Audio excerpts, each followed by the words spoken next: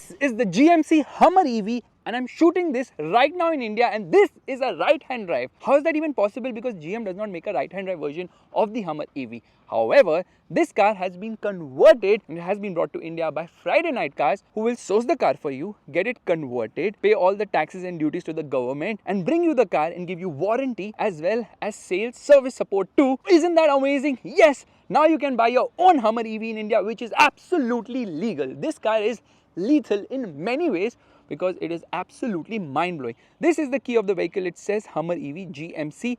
Lot of buttons here. This is to unlock the car, this is to lock the car, this is to turn on the vehicle, this is to open the trunk, this is to open the front, and this is to sound the alarm. In fact, I'm going to press it twice and you will notice the front will open straight away, which is actually 320 liters. That's a lot of storage. It says HEV, which is Hummer EV.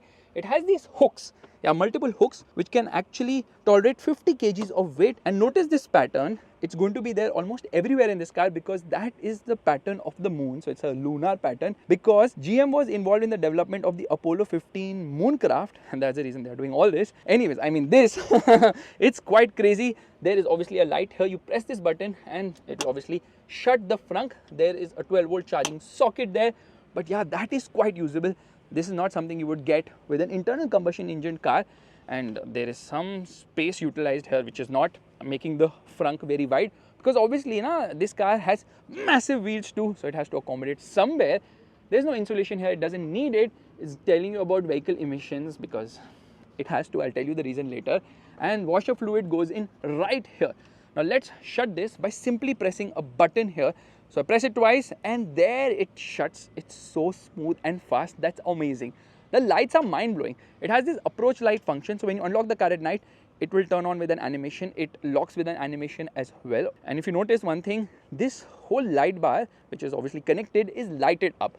It says Hummer EV dynamic swipe indicators, which look lovely. Lot of design treatments here, which is quite nice, and the ride height has been raised to the maximum known as extract ride height. That's the reason you will notice that the front end is looking crazy now. In fact, the approach angle is almost 50 degrees on extract ride height mode, but speed is restricted to 20 kilometers per hour because there's no suspension travel left now when you raise the ride height this much. There's a camera here. That is the front parking camera. There are 6 parking sensors because it has got self-park too. And these D-rings are finished in red because this car has got the sport package. So there's 6 packages available. There's a cargo package, I think, with nets. This also has the illumination package. That's the reason you have lights there, which you can't see right now because the lights are covered. So I'm just going to open it right now.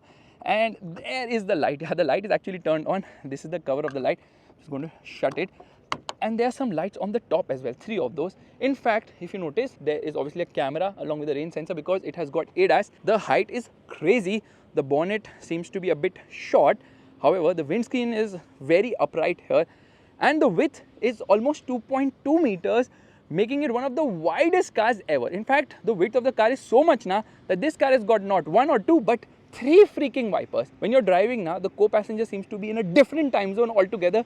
That is the level of width of this car, which is mind-blowing to say the least. However, it is not the biggest car because that seems to be the Tesla Cybertruck. Before that, let me show you the fog lights right here. They're actually quite bright, and the way the bumper has been cut now, it obviously gives it amazing approach angle. You want to see the suspension because this one obviously gets air suspension.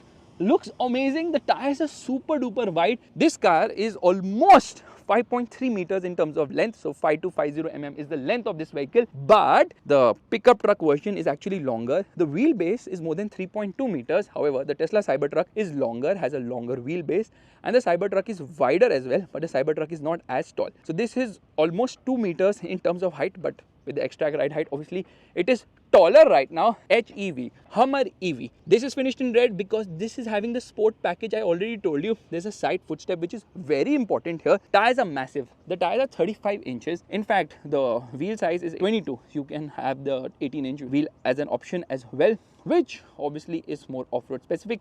305, 55, 22 here. 8 lug nuts. Hummer EV written right there. HEV written here, and sort of the dumbbell treatment as well.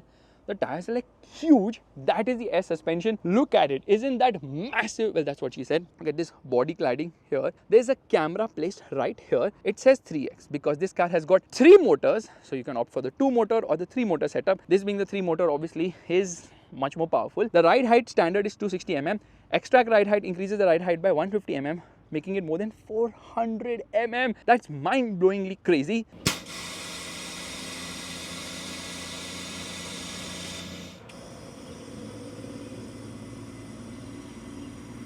You get privacy windows at the rear, so they're obviously darkened. Request sensors on all the doors, obviously, because it's so expensive, it needs to have that. Look at the rear air suspension. Isn't that awesome? And because the way the bumper has been done for better approach and departure angles, you can see the complete tire from here. That's super wide. Look at the way it has been done. Mind-blowing. 6 parking sensors at the rear. The light again has this nice treatment when you unlock the car. It says GMC right there. This seems to be a rugged side footstep to climb onto. And this is to attach your trailer, because that is a culture in the US, because this car is only sold in the United States of America. In other places, it will not meet crash test norms, and you can hook your trailer from here. Spare wheel is obviously full size. It is the same massive 305/55/22, and you have got lights on the top. That is the shark fin antenna, and there's a camera here with a spray as well. This is actually the reverse parking camera. That is the camera for the rear view mirror, and you can notice the lights are blinking a bit because obviously I have turned on the indicator now, so that's the reason the lights are blinking. Now, if I want to open this particular boot, I just press a button and it opens electrically. However, I'm not going to do that. I'm going to be pressing a button here, and then notice how it opens. There it opens. So the boot is 1016 liters, which is very, very, very big indeed.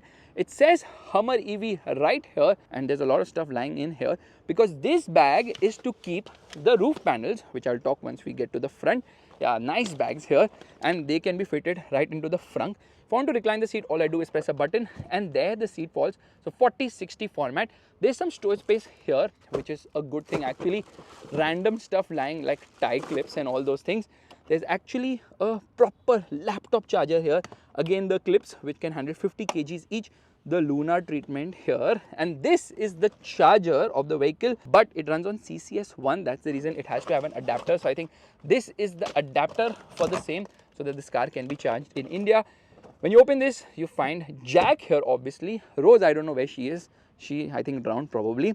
And the boot is actually quite practical, especially when you put the seats down. Now, this is massive. This is huge in terms of storage. And then, obviously, you have got some storage. Okay, I cannot lift this, can I? Yeah, there's some space below as well with the warning triangle and all those things. Now, I want to shut it. I just press this button, and there it shuts. Yeah, that is so smooth. Everything is electric here. This is the charging port of the vehicle. And if you notice, it has got 5 holes here, not 7. So this is CCS1, not CCS2. Some instructions, and this seems super duper rugged as well.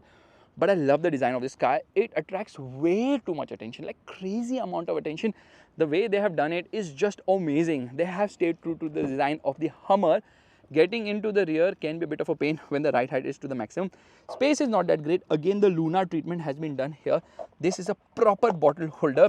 There's a nice handle to hold on to. It feels very rugged, but if you notice one thing, there is no leather here on the doors, no leather on the dashboard, only on the seats, because this is all about being rugged, not really being luxurious. Frameless doors as well.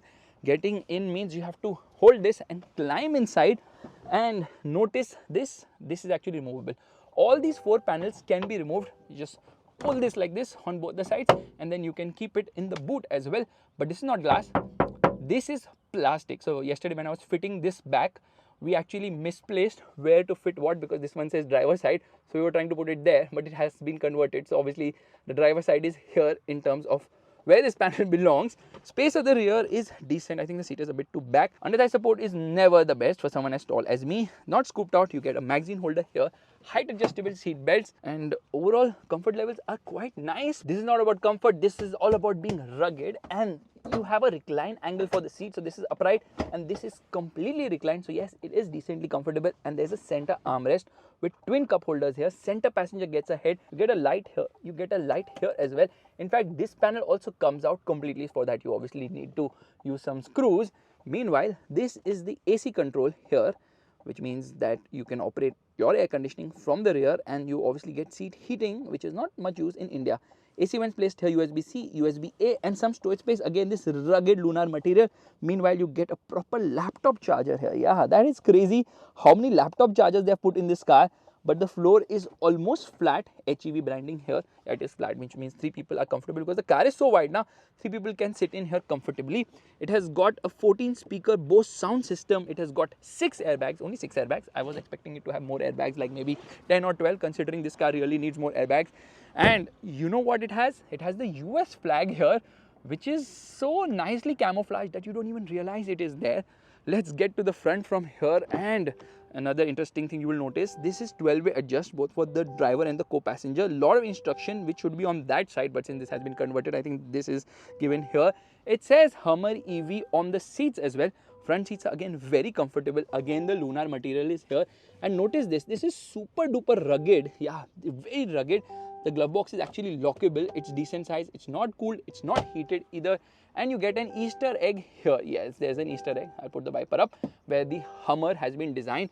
This handle is super important to get in and out. Unlock the car, lock the car. The co-passenger can also do it. It says Hummer EV here. Lot of branding. When you open the door at night, it has this very bright puddle lamp, so you can see exactly where you are. And it also projects HEV from the doors, which is nice. Built with pride, factory zero GM. So basically they're saying they don't emit when they make it.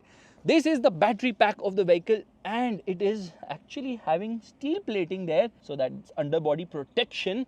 Yeah, you can armor it as well, so that if you take it over bad roads or off-road, over stones and all, that won't be a problem at all. So yeah, plenty of kit in this car, which is very impressive. But once you step inside, you realize that this seems like a stock car coming out of the GM factory, not from the Middle East, where this car has been converted from left-hand drive to right-hand drive, which is amazing. Okay, there's not a proper dead pedal, but there's so much space you can easily keep your left foot there. Lot of buttons here. This is for the electric parking brake. This is to open the front, so you can open it from the key, you can open it from the cluster, and you can also open it from here. This is to open the tailgate, lane keep assist, and this is to roll down all the windows. I press a button and all the windows roll down. Yeah, this is a feature, but to roll it all back up, I have to actually press it on the power window controls. Frameless doors look awesome indeed. So let me roll all the windows up. Yeah, obviously everything is one touch up and down. So no, is it? Yeah, it is. No. I don't know why it's not working, but it's supposed to be one touch up and down. At least at this price, I would expect it to be. This is to open the charging port, and this is to increase or decrease the intensity of the instrument cluster. Nice sort of a golden finish here. Hard plastics, obviously, because this is an American car now. It's not about having soft plastics as such. This Hummer badging is here, and yeah, there's so much attention to detail which will definitely blow your mind. So let me climb in. It's quite the climb. Let's shut the door because the car is making some sound. Another very interesting feature here is if I press this button, I can actually open the rear window as well. Yeah, that's right. I can open the rear windscreen window. There is no rear wiper in this car because the window has to open now. And how do you see better at the rear? By simply flipping this, because it has the clear side camera, if I can call it clear side camera. That is, these are the controls for the lights, passenger airbag, again light control here. These are the controls for the connected car bit. You obviously get a mirror here along with the light. The good thing is this also extends, so you can extend it further as well, which is a nice touch. The cabin is super duper wide. It's like crazy wide. Here it is rugged, so you can keep your phone. Below here, there's some amount of storage. There's a tray and there's more storage, and this is illuminated as well. Now this has plenty of storage. Here you have got 2 cup holders. Here you get a wireless charging pad, a USB-C and a USB-A as well. And the gear lever feels really nice to hold. Meanwhile, this is the mode selector. This is to decrease the ride height. This is to increase the ride height. This is to get into the crab walk. If I keep this button pressed, it will come to crab walk. It will try and activate the crab walk if I keep the button pressed. And it says rear wheel steering. Crab walk is activated, which you can see with this crab sign right here. So let's turn off the crab walk, and it's telling me rear wheel steering here. So these are the buttons basically for the mode selector, and they are physical buttons here. Steering heating, which should be on this side now, but left to right conversion leaves some bit of stuff on the wrong side. Traction control button, hazard light, parking sensors, and this is for self park. It tells you a lot of scenarios for self park. And this is a 13.4 inch screen, which is slick enough to operate. They didn't have to change the screen, they didn't have to change the cluster, they didn't have to change the steering wheel when converting from left to right, but they had to change the whole dashboard itself, which is quite the cumbersome task, obviously. Some buttons here, you know why? For garage functions. So in the US, people stay in houses, so they press a button here which is connected to the garage, and it opens the garage door as well. So obviously a lot of stuff there, and this panel comes out, which is such an awesome thing. Now the steering wheel says Hummer EV. In fact, it has light here, so the light changes from blue to red to green. Yeah, that is quite cool. Reminds me of Ferrari, but why is the light there? It is maybe related to the charging function. This is for the regen mode, obviously, and there are actually buttons behind the steering wheel. So on the right I have for volume, and on the left I have it to go ahead or behind a track. Buttons for cruise control here, lane keep assist, forward collision warning, voice commands, phone, and this is to browse through that screen. Now this is a 12.3-inch screen, which is actually very slick to operate. First and foremost, I have got a lot of different modes. So lunar, clean, there is sport for the cluster. Yeah, the cluster is like very nicely done. It's very high resolution. It's quite amazing. Only thing is it needs to have a dark mode, because in the day I find it a bit bright, and then I can keep changing it. So it's actually quite easy to change this, which is very, very, very impressive, which actually brings me back to the lunar mode, because I think the lunar mode is the best. To adjust the steering wheel, all I have to do is press this button. It's adjustable both for reach as well as rake, and this is for the trailer control, so I can increase or decrease the braking, and I can use this to brake as well. And this is the engine, or rather not, motor starter button. Nice treatment, yeah, very impressive. This cluster has a lot of stuff to browse through. So let me come back. I can change the information on the left side. So I have a G-force meter. I can get into the time and temperature. I can get into the tire pressure. There's pitch roll information. There's a G-force, and I can also shut it if I want it completely. And then I can go through the trailer gain, the audio system, the navigation. So many things here, which is obviously very nicely done, because it's quite easy to browse, and then yeah, quite cool. In fact, when I turn on the car, it has this nice animation on this screen. It has an awesome animation on the screen where the Hummer is going through the center, maybe on the moon. Looks super duper awesome. And we have got a lot of physical buttons here, which is amazing. Okay, the Hummer image, which is very coolly done, but the volume controller is on the left. It should be on the right now, but that's again because of the conversion. This thing has been left to the co-passenger to operate. Physical buttons for the air conditioning, which is awesome. I can turn on the air conditioning like this, and just notice how it works. Now it works fantastically well. Look at the way it is awesome. Now it's super duper cool. Obviously I have seat ventilation and heating. To operate that, I press this button and then I can operate it like this. Yeah, it is just very good. I love the way this physical button is. Firstly, it feels so rugged and easy to operate. Now this screen has a lot of stuff as well.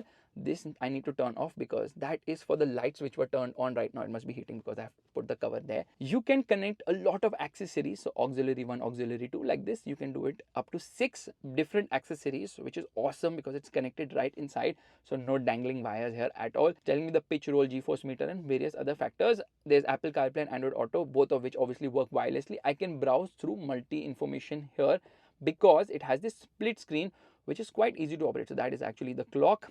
Yeah, it's so easy to operate.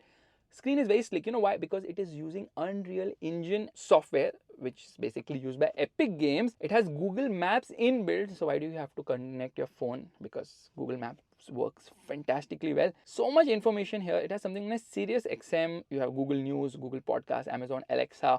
All those things are there. So very slick screen. You can monitor what is the energy like here and decide about the charging. You can schedule it, you can precondition the battery, you can do all that. Let me quickly get into reverse. This car can be opted for with up to 17 cameras. So this is the 360-degree camera here. I can go to a top view of the camera, I can change to the side views, I can change to multiple views here.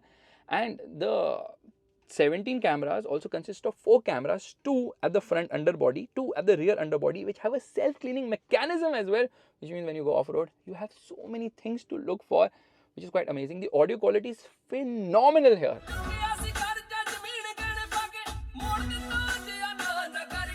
But the whole screen does not occupy Apple CarPlay. It only occupies this much of the screen. I would have liked a full view of Apple CarPlay. That would have been nice. Automatic headlights. It has something known as IntelliAssist adaptive lights. Automatic wipers as well. These 3 wipers are absolutely crazy. Look at them. So they not only had to change the wipers, the direction, they had to change the motors as well. So there's considerable work when you go to make a car from a left-hand drive to a right-hand drive. By the way, it has got ambient lighting, which is part of the illumination package, which actually comes on the footwell there. In fact, if you notice, these pedals are having this steel treatment to it. So they are sportier pedals because this car has the sports package as well. There's some information about the airbags here. There's a handle to hold on to. There's another handle to hold on to. So many handles to hold on to. And the power window controls are all illuminated here. These are controls for the adjustment of the outside rear view mirrors. And I noticed one thing now, this particular mirror on the right does not get adjusted way to the right. So obviously you see a lot of the body because again, left-hand drive, right-hand drive wala chakkar. And you have what memory seats as well. I think this resets the seat, but there's no heads-up display. There's some light which blinks from here. Maybe it is for the ADAS system, so as to warn you. And it says HEV here, Hummer EV. They've gone ahead and done a lot of branding on this car. In fact, there's some text written here. Do you even understand what it means? Because I have no clue what that is. And obviously the outside rear view mirrors are heated. That's the reason it has this sign here of defogging, and obviously it has the blind view monitor as well, rather the blind view alert. By the way, it says objects in the mirror are far smaller than this particular car. That's the reason you have to drive very carefully, because this car occupies 2 car space. The driving experience is actually quite interesting. So let's go.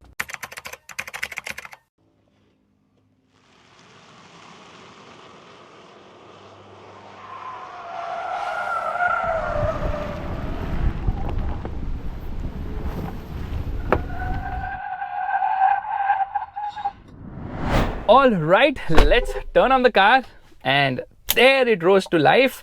First things first, let me flip this mirror because I always forget. Let's turn off the air conditioning. I love the switches here. They're just so awesome. Should we reduce the ground clearance? Yeah, it's on the normal height. So all these things come here about what is the height. This is actually a sensor which reads exactly what are you doing, if you're sleeping or not. It is going to monitor that, because obviously high level of ADAS in this vehicle. Straight away, we are going to come into drive. The drive mode is going to be normal, I think, because that is the only thing which makes sense to me right now. There's no other mode which makes sense, because tow haul we cannot use, terrain mode we are not going to use, off-road mode we don't need to use. The normal mode is the only one. Since this is not the edition 1, it does not have the mode which we really wanted today. And hazard lights off, left foot on the brake, right foot on the accelerator. Yeah, and off we go. I am not kidding, the car legit raises from the front, and it is still raised at the front, and that is how it accelerates. Super duper awesome, super duper brisk. Performance is just amazing here. So firstly, there are 2 variants for the battery actually. So there is the EV2, which is the base variant, which is I think rear wheel drive only. It has got 2 motors, and there is the EV2X. Actually, for the 2 motor setup, there are 2 variants itself. And then there is the EV3X, which is this one, which is having 3 motors and all-wheel drive. So there are 2 motors in the rear axle, giving it a lot of power obviously. But there was the edition 1 which had 1000 horsepower, and that car used to go from 0 to 100 kilometers per hour in just 3.2 seconds. It had a mode called WTF, not what you're thinking. It's not what the watts to freedom, WATTS to freedom. And then when you used to activate it, it used to like absolutely fly. And now I'm going to be trying watts to freedom by pressing the traction control button twice. As soon as I do that, the seat vibrates. This graphic comes with some sound. Vehicle will lower, check surroundings. Repeated use will accelerate. Vehicle wear. Okay, continue. Keep lowering the vehicle. Now this car is all ready to go from 0 to 100 kilometers per hour in 3.7 seconds. It's saying lowering. Now it has got activated. G-force meter is here. The cluster is new. It's vibrating to tell me launch, bro. What are you waiting for? It says flow rate. Left foot on the brake, right foot on the accelerator. This graphic comes. Release brake. That's insane acceleration. Absolutely crazy the way it accelerates. And it also turned on emergency braking, because I think there was a dog crossing really far away. But this works fantastically well. This is absolutely mind-blowing a feature. Yeah, it's like the ludicrous mode which Tesla obviously has, wherein the battery will get preconditioned, everything will get warmed up and all those things. But yeah, it works phenomenally well. Enough of all this, let's get back to our day driving. By the way, I forgot to tell you, the edition 1 was only available with the pickup truck. The SUV never came with the edition 1, but that does not matter because this guy is bonkers. Let's start driving back in the day. Crazy. We are just going to quickly change the mode here. How do I do that? Yeah, it can get a bit confusing at times. So display layout, and we are going to come out of the Lunar one to the clean one. Now here I'm getting some information, so I'm not going to change it. So let's quickly talk about the charging. This car actually comes with a 19.2 kilowatt AC charger. The onboard charger is that, and it supports V2L, which is vehicle to load, and V2V, vehicle to vehicle charging, which means that you can charge appliances as well as charge other people's cars as well. Isn't that awesome? Around the corner, obviously there's a lot of body roll. Yeah, it feels quite leaned in here, but that's fine, because even though it is very leaned in and having a lot of body roll, this car feels way better in terms of the handling capability when compared to the older Hummer, because that one was obviously heavy but did not have any tech. This one has adaptive dampers which make changes every 2 milliseconds to make sure that the ride is comfortable. In fact, even on these big wheels, the ride is actually quite good. Oh my god, the way this car accelerates. So like I was telling you that this car obviously has a huge battery, 246.8 kilowatt hour. 246.8 kilowatt hour is way more than any other electric car in the world right now. That's how big the battery is. It weighs 1400 kgs. It has got 24 modules as well. It's a 800 volt architecture. That's the reason it can charge quite fast, up to 350 kilowatt. If you get that charger, this car can charge from 10 to 80% in around an hour's time. But slow chargers can take days because the battery itself is huge. The battery has steel plating, you can get armor plating, you can get all of that because this car is obviously very capable of the road as well. The batteries have been sourced from LG Chem in South Korea. Yeah, they manufacture it there. They actually call this the Ultim battery architecture, Ultim, I think, and that is something which they are going to use in other places. I'm sure they will definitely do that, because the whole idea is with this car to create so much hype that everyone starts trusting GM's other electric cars and then try and sell them the other electric cars. Obviously, it has a pouch cell. I mean, the battery has pouch cells which are basically vertically stacked. So there are two layers of vertically stacked cells in this car, and the net output is 212.7 kilowatt hour. So yeah, there's a lot of loss here. I don't know why. So this car is actually producing 830 horsepower, and the torque output is not what most of you have heard. It is definitely not 15,000 Newton meters, because if it was 15,000 Newton meters, now the wheels would have fallen off under hard acceleration. No, this car's torque output is 1626 Newton meters. To put into perspective, the Mercedes G Electric or the EQG or the G580, that has a torque output of around 1150 Newton meters. So yeah, 1164 Newton meters to be precise. So how can this car have a lot more torque? In fact, the front motor is producing around 350 horsepower. The rear motor might be producing another 300 horsepower. I think 300 horsepower, 350 each at the rear axle, and that's how 700 horsepower at the rear axle alone and 1000 horsepower for the Edition one. Okay, I can feel some vibrations on the seat, so the ADAS function, even the lane keep assist and all, will vibrate the seat to tell you that okay, you're going to collide. Even while reversing, all that works. So that's quite beautiful. This car floats because of the air suspension. Yeah, the air suspension is just amazing here. You feel that you're wafting along, which is such a nice feeling to have because it does feel nice. The steering is direct. Obviously, it has some amount of slack because of the weight, but the steering is quite direct, and this is an easy car to drive. It's not tough in spite of the fact that it is extremely heavy, so that weight will obviously bother you a lot. So this car actually goes from 0 to 100 kilometers per hour in just 3.7 seconds, 3.2 seconds for the Edition one. How did they give us the wrong torque numbers? Simply by measuring the torque on the wheels, which is not the standard. The standard is to measure the torque on the engine or on the motor, and when you do that, then the torque output of this engine, or rather this car, happens to be 1626 Newton meters, which is very much more believable, honestly. Let's quickly use the wipers. 3 wipers look so cool now. Isn't that really awesome? Which is the other car which has 3 wipers? Leave a comment by writing Toyota FJ Cruiser, please. Okay, brakes are not strong at all. Yeah, there's a lot of weight to stop, and there's this nosedive under heavy braking.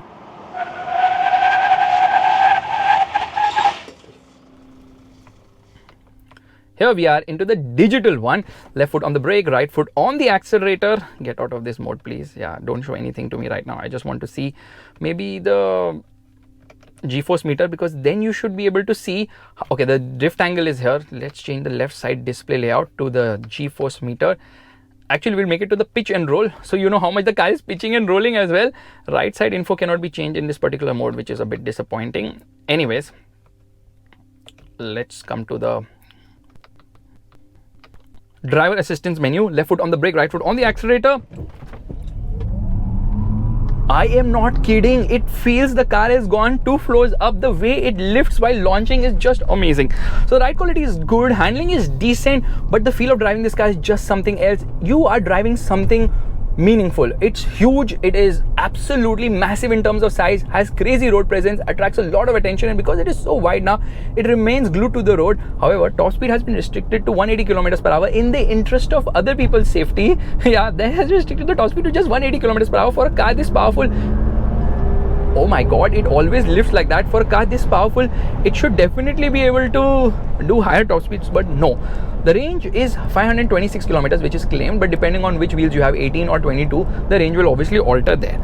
So this car can tow up to 4,500 kgs, which is crazy. And obviously the weight is a lot, around 4,500 kgs. It says the weight of the car. The battery alone is around 1,400 kgs, but because of the heavy weight of this car, it obviously needs a bigger battery. But the battery is heavy because the car's weight is heavy, so they need a bigger battery to have a decent range. So it's polarizing, right? In one way they have to have a bigger battery, and the other way they have to have heavy weight because of the bigger battery. So what are they doing at the end of the day? So that heavy battery also helps in the structural rigidity of this car, because the car is super duper heavy. They can remove the roof of the vehicle, because obviously Now it has better structure because the low part is so heavy that even without the roof, the car has a good structural base. So you can drive without the roof as well.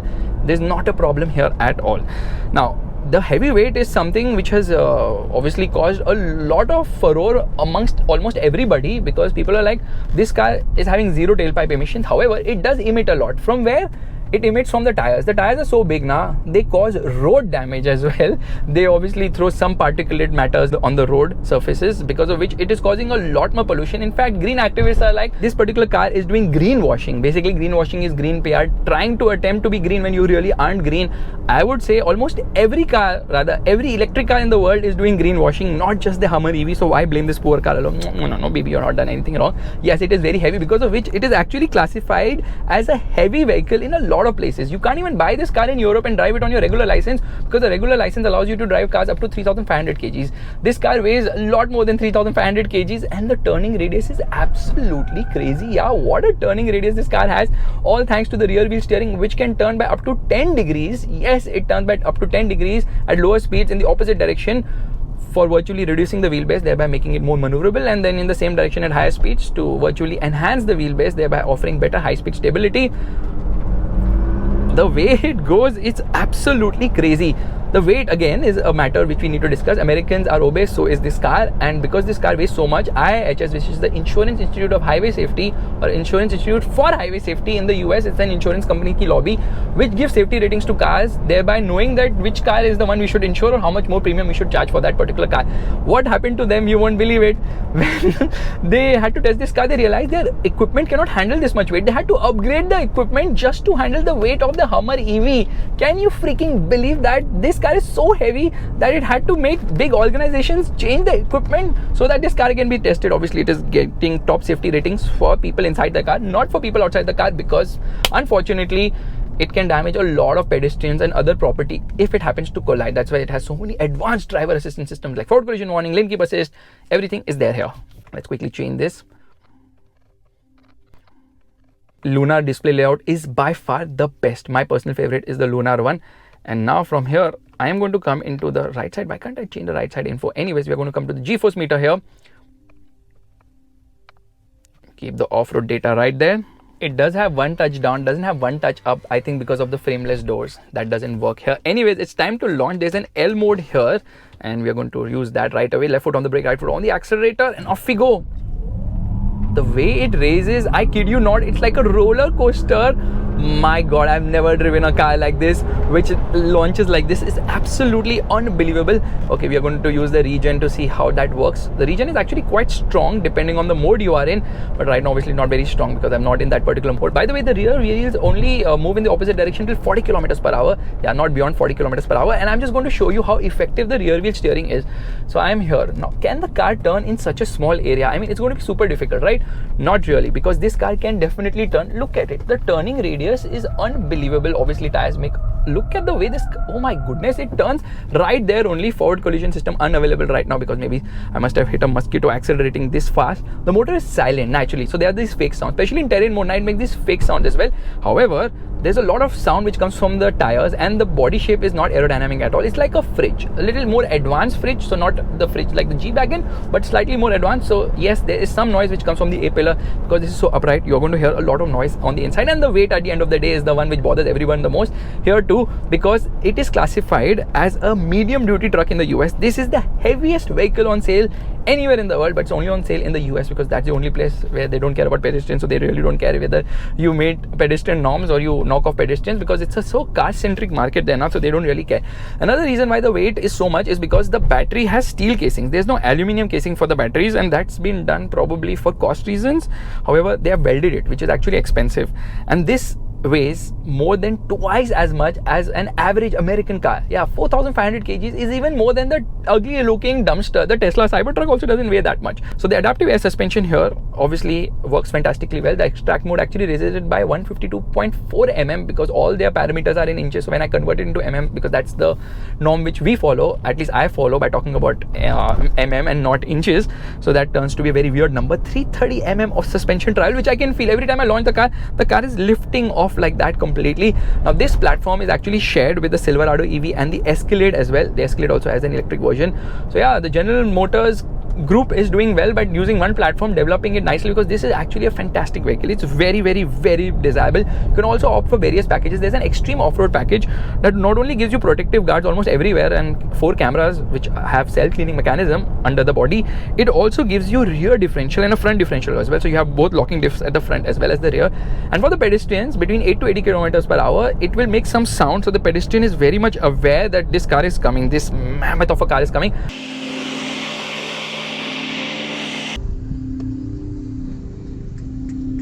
But isn't that mandatory to have some amount of sound coming to 36 kilometers per hour, which should be at least 50 decibel? Now the first service of this car is 1 year, 20,000 kilometers. The battery has the standard warranty of 8 years, 1.6 lakh kilometers. And this car was launched back in 2021. Actually, they launched it with the pickup truck version. The SUV version came a year later because the Hummer went bankrupt, or rather GM went bankrupt in 2010 when they discontinued Hummer completely. Listen to the sound.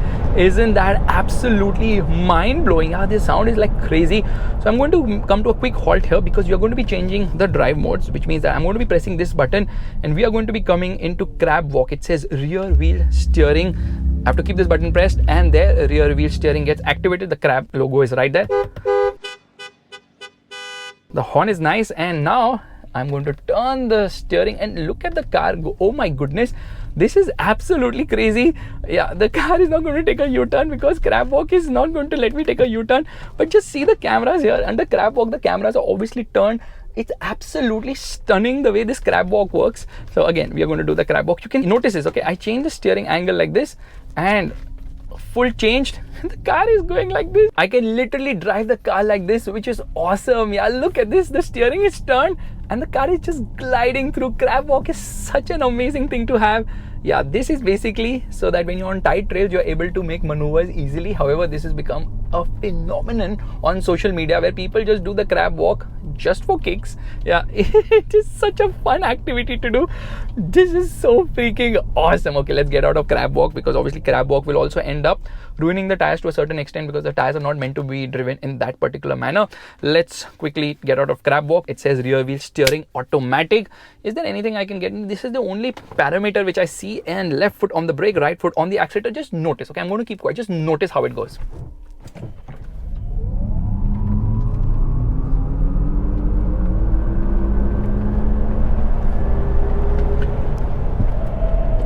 Yeah, look at the way it goes up under heavy acceleration and it dips down under heavy braking. The brakes could have been better for sure considering the mass of this vehicle.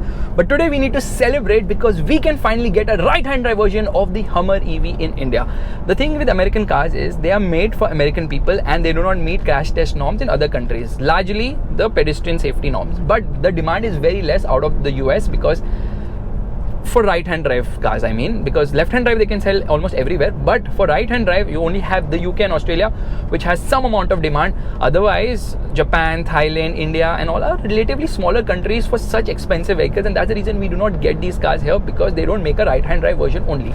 But now, thanks to Friday Night Cars, we can get a fully legal Hummer EV in India, which is so freaking amazing. I am so happy today because if this becomes successful, we might even see the Cadillac Escalade come here, which obviously brings me to the pricing of this car. It's going to cost around rupees 4 crore, which is absolute bang for the buck, because for that price of around rupees 4 crores, you get the cars which are very generic right now because they're dime a dozen on the road. This will give you the kind of exclusivity which no other car can give you, because at the end of the day, for me personally, I feel this is the best electric vehicle in the world. Yes, it doesn't make much sense because it's not very efficient, although it has zero tailpipe emissions, it does other sort of emissions. It's huge in terms of size. It's very heavy, but it drives like absolutely nothing else on the road, and the kind of road presence and feel it has is unfreaking believable. So guys, if you like this video, make sure to give the thumbs up, that's the like button, and also subscribe to the channel. I am so impressed by the Hummer EV. I never thought it's going to be this awesome, but it indeed is. In fact, I was in touch with General Motors. Okay, tire noise coming obviously under heavy cornering. I was in touch with General Motors since almost 2 years, and we were talking about reviewing the Hummer EV, and all the plan was in place till I came to know that there's a right-hand drive version. I'm like, no, I'm not going to drive left-hand drive. I will drive a right-hand drive only, because with right-hand drive, the kind of feel you have, since we have been driving right-hand drive since childhood, the amount of confidence we have with right-hand drive is just something else. You can get it on CarNet for much cheaper, but you can keep the car only for 6 months here, and then it's a left-hand drive, so yeah, it doesn't give that image. This is a show car. This is the car which will get a lot of people to obviously take attention, notice you, and probably you might crack a lot of business deals as well because of this particular car. That is the level of attention it attracts. If you like this video, make sure to give the thumbs up. That's the like button, and also subscribe to the channel. Yes, the Hummer, this one actually is not going to deplete all the fossil fuel in the world, which the older Hummer did. But yes, this car doesn't make sense, and that is the beauty of it. I love it. Bye-bye.